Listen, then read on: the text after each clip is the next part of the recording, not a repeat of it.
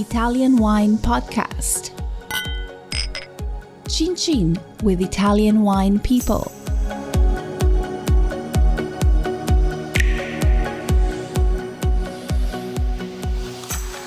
Italian Wine Podcast, as Wine2wine 2020 media partner, is proud to present a series of sessions chosen to highlight key themes and ideas and recorded during the two-day event held on November 23rd and 24th, 2020. Wine2wine 2020 represented the First ever fully digital edition of the Business to Business Forum. Visit wine2wine.net and make sure to attend future editions of Wine2wine Business Forum. Hello everybody, welcome to Wine2wine. This is our 7th edition, a very different edition at that. The session you're about to follow is the future of American tariffs, a Trump phenomena or here to stay, with Harmon, Skurnik and Mark Fornatale. As we all know, America is the most important market for Italian wines, and this topic is of interest to many. I was hoping that, with the new presidency, we would be in a better place. I just read an article recently. It said, new president won't end wine tariffs. So we'll see what Harmon and Mark has to tell us. This all happened because very recently, whilst I was navigating, I ran into a website from USTA, which stands for United States Wine Trade Alliance. It's a lobbying group of American importers, wholesalers, restaurant operators, and retailers. And its mission is to eliminate all tariffs. Isn't that a great thing? On imported wines and spirits.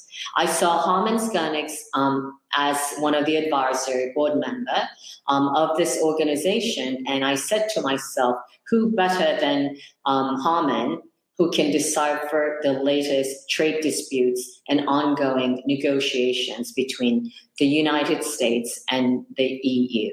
So today he will be wearing two hats as the president of Historic Skurnik Wines, an importer and distributor of fine wines and spirits of 33 years, a portfolio of 500 wineries and distilleries worldwide, as well as the representative of USTA. Mark, on the other hand, it's his colleague, Mark Fornatale.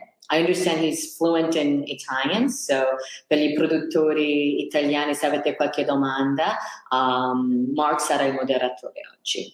He has been with Skurnik for past 16 years, and is the main squeeze, the principal when it comes to Italian wine portfolio there.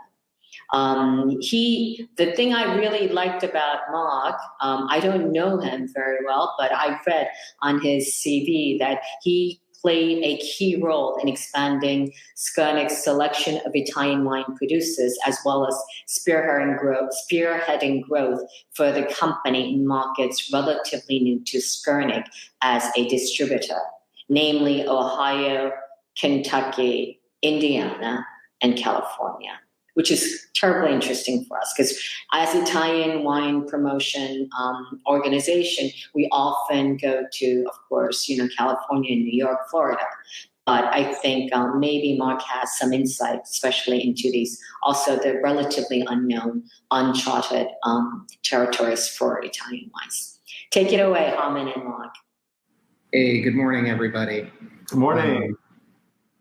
Just wanted to echo some of the things that Stevie, thank you for that beautiful introduction, but give you a little more story about what I do as Italian portfolio manager and what Skurnik does. So we'll give you a little bit of background and history here. But first and foremost, the wine business has faced many crises over the past 30 years. And as we're here today to talk about tariffs, I'd just like to tell you that in this business, there is no mind more capable of tackling our problems, either foreseen or unforeseen, than the man that I'm going to introduce to you, Harmon Skurnik, the president of Skurnik Wines and Spirits.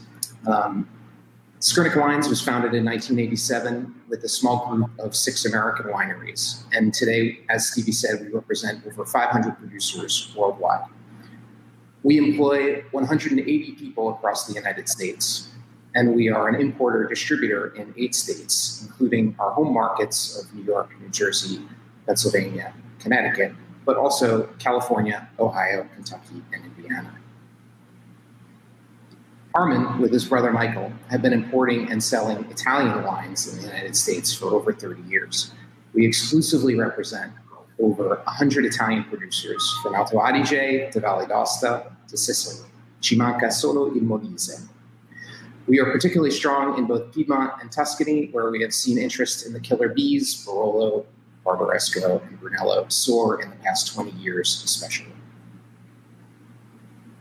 I started at Skurnik in 2004 as the Italian portfolio manager when we would consolidate a container of Italian wine at Livorno maybe 2 or 3 times in a month. This year, as strange as it might be, we have just closed our 112th Italian container last week. In 16 years at Skurnik, I've seen the US market expand with great appetite for Italian wines. These days, in particular, very focused on seeking out the beautiful tradition in Italy of protecting designated appellations and preserving indigenous varieties. There is an unslakable thirst for Italian wine in the United States, but not just. Americans love your stories, your traditions, your mountains, hills, valleys, and coastlines. And every bottle that we sell hints at these natural wonders of Italy, which in our opinion will continue to fascinate the American consumer for many years to come. My job for Skurnik, in so many words, is about communication. As the Italian portfolio manager, I must tell the stories of our estates in the most compelling way possible in order to convince our sales representatives and their clients of the value of our selections. I work with our producers to hone these stories, and I help tweak their marketing and PR for our audience. I manage the inventory, pricing, and profitability. I create initiatives and sales campaigns in order to further our goals of selling the most Italian wine possible. And I follow an elite group of top clients in the United States to make sure that we are meeting their Italian needs.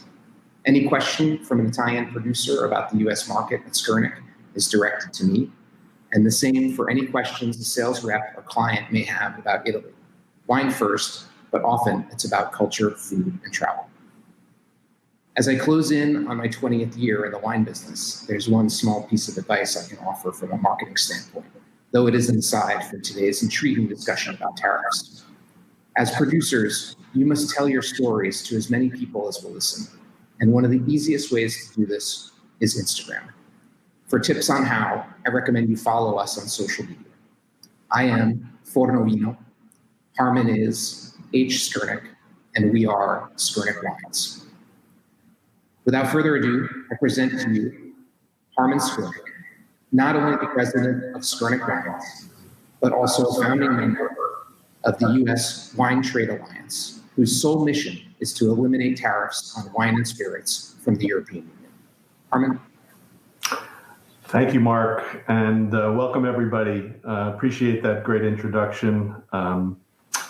Very comprehensive, and really, Mark. Without Mark, we would be a different company. He is truly the best at what he does. Yes, let's get into it. In addition to running our company, Skurnik Wines and Spirits, I was a founding member of the U.S. Wine Trade Alliance, which, as Stevie mentioned, our sole mission is to eliminate tariffs from the EU to the United States. In 32 out of our 33 years in business, there was no such thing as tariffs as far as we were concerned. There was not even a thought about it. America was known as the land of free trade. Tariffs were protectionist measures that other countries did, not the United States. Of course, in 2016, we elected a new president, Mr. Trump, and he entered the scene. And part of his campaign was he actually called himself, quote unquote, tariff man. He said trade wars are easy to win. And of course, his America First campaign has been now repudiated, and as we are electing a new president, we might be looking forward to some changes. But at the time, he was Mr. Tariff Man, and he gave our United States Trade Representative, Mr. Lighthizer, czar power, almost unlimited powers to tariff, without congressional approval. And tariff he did. First, they went after China, and then in October of 2019, there was the famous ruling by the World Health by the WTO, rather, the World Trade Organization, after a 15-year litigation between Airbus and Boeing. They determined that Airbus had illegally subsidized the business, and therefore they ruled that the United States could legally tariff up to $7.5 billion a year in European Union goods. That was a record award by the WTO at the time, and still is, actually. So, Mr. Tariff Man, in October of 2019, imposed tariffs on a whole host of EU products, as you well know, including still wine, mostly still wine under 14% alcohol from France, Spain, Germany, and the UK. Plus, of course, Irish and Scotch whiskey, and then liqueurs and cordials from Italy, like Amaro, for example. They mainly went after countries that are part of the Airbus consortium. So Italy was mostly spared. Thankfully, because our sales of Italian wines this year have actually increased, which is not the case for the tariffed countries. Since October of 19, wine importers in the United States have paid over $250 million in tariffs to the US government on wines. Our company alone has paid more than $2 million. This has definitely had a significant impact on our sales. We've had to raise prices as a result, and therefore sales have dropped. Add to that the problems of a worldwide pandemic, and it was pretty much a total disaster. Now, just last month, the WTO went and gave the EU an award similarly on this same dispute, judging that the United States gave illegal subsidies to Boeing and allowed them to now tariff the United States products to the tune of $4 billion per year. Unfortunately, they didn't wait. The EU is not waiting until the new administration comes in, which would be my suggestion to them, because they've announced already that they're going to place tariffs on American products now. And with the Trump administration still in power, they could turn around and retaliate before January 20th when Biden gets inaugurated. And that would be most unfortunate, and they could start including countries that were left off the last time, and we just don't know what they'll do. And again, they don't need congressional approval for that. So as Stevie mentioned, and thank you for your introduction, Stevie, as well, we did, as a result of all this, create a very powerful now trade organization called the U.S. Wine Trade Alliance, which has over 6,000 members across the United States. All 50 states are represented, importers, retailers, and restaurateurs, and the singular mission is to eliminate all tariffs. We lobby U.S. lawmakers, we create PR campaigns, we've created, during the time that these tariffs were threatened, we had lots of newspaper articles written, we've flooded the airwaves with public relations. And we were very successful, actually. At least the tariffs haven't gone up. We've kept them where they are. Now, on top of the Airbus-Boeing dispute, there's another dispute and a new challenge as well. and that's the digital services tax dispute. As many of you know, many EU countries, including Italy, are threatening to tax digital companies who are conducting business in the EU. These are companies like Google, Facebook, Amazon, and Apple. In fact, it's called in the United States the GAFA tax. The U.S. trade organization, the U.S. trade representative rather, calls this tax discriminatory against U.S. companies because, of course, those 4 companies are all American companies. And back in December of last year, the U.S. threatened to impose tariffs on France at the time because France had announced unilaterally that they were going to impose this digital services tax. And the USTR threatened up to 100% tariffs on luxury products from France, like champagne. At that time, the USWTA, our trade organization, went down to Washington, D.C., and we actually testified in front of Congress. We had over 50 different testimonies, and we were heard. As a result, wine was actually left off of the list of tariff products from France, and that was really our doing. Now, the EU is very impatient because the EU wanted to negotiate this digital services tax across the entire EU through the OECD, the Organization of Economic Cooperation and Development. But the US seems to be stalling, and it's very frustrating. So EU member countries are losing patience, and they're starting to impose these taxes unilaterally, including Italy and Austria. And of course, when they do so, the US threatens to retaliate. Now, on top of all this, as I mentioned before, we have the pandemic and the economic crisis. Restaurants are shut down in the meantime, fighting for their lives. Importers in the US can only sell retail for the most part, and sales are down. The economy is suffering. Our newest initiative as we head into a new administration is to try to influence the Biden administration, and where our new strategy is to recruit restaurant owners because they are suffering so much as part of our effort. To include wine, there is tariffs on wine, and there are tariffs on all sorts of European products like olive oil, for example. And we are arguing to the new administration that this industry needs relief. So we're calling it tariff relief. And I guess the main question here and the topic of this entire session really is, does Trump's defeat mean the end of tariffs? And unfortunately, while there's hope, that's not necessarily the case.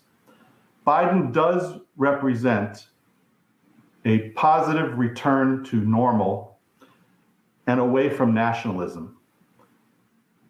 He has stated his goal is to reestablish the relationship and partnership with our European allies, which of course we welcome. We are allies. We have been for many decades, and it's really important that we return there. So our new US WTA strategy is to influence the Biden transition team, which is undergoing their transition right now. But it won't be easy. And the reason why it won't just go away under a new administration is that there are actually plenty of Democrats, who is the party of Biden, that believe in protectionism too. Many of these digital companies, for example, Google, Facebook, Apple, Amazon, they're headquartered in Democratic states. Many influential Democratic Senate and House members, including Speaker of the House Nancy Pelosi, are in California. And these companies are major donors to the Democratic Party. So if the EU implements digital services taxes, it will be difficult, even for a Biden administration, to sit by and do nothing. So we are, as we mentioned before, we have a singular mission to eliminate these tariffs. We're going to do everything we can, and we have made a lot of progress. But it's going to take some time. It'll be several months before there is even a new U.S. trade representative appointed. So we think that we have about 6 months before we see any real progress. But we hope within the next year to really see, if not an elimination of the tariffs, hopefully a decrease. We remain hopeful and we're fighting hard. And the best thing is that we have universal support in our industry, from restaurateurs to retailers to importers. We all are single-minded, and we're working really hard to make this happen. And now I think if there are any questions, Mark, on there, we're happy to take some questions to answer. No questions have yet popped up, but we definitely welcome them through the chat on the live discussion. I'm wondering. Maybe perhaps if anything came to your mind while you were listening, you can ask the questions on their behalf if you think of anything. No, I think it's I think it's striking that we have such a large contingency of restaurateurs, wine producers, even American wine producers, really, that are against these tariffs, and I really hope that shows something in the near future. But unfortunately, right now we're in this sort of no man's land. The Trump administration is winding down, and Biden's administration won't begin until January 20th. And in the meanwhile, it seems to me that the Trump strategy is to impose as much harm possible to the economy and to states that voted against him in the election. So if the majority of wine fans are in California and New York and Illinois, then Trump will try to find a way to upset our celebration of victory. Yes. Well, we certainly, I think how I feel. There's no love lost there, and we look forward to the new administration. We are hopeful as a result. We're very happy that has taken place, because we think there's a chance for our industry to return to normal, which would mean no tariffs in the future. It just may take some time. But I do think, since you did mention restaurants, they are really, really struggling, and tariffs are only a small part of what they're struggling with. And we do express so much empathy for what they're going through. It's an existential fight, and so many restaurants have gone out of business.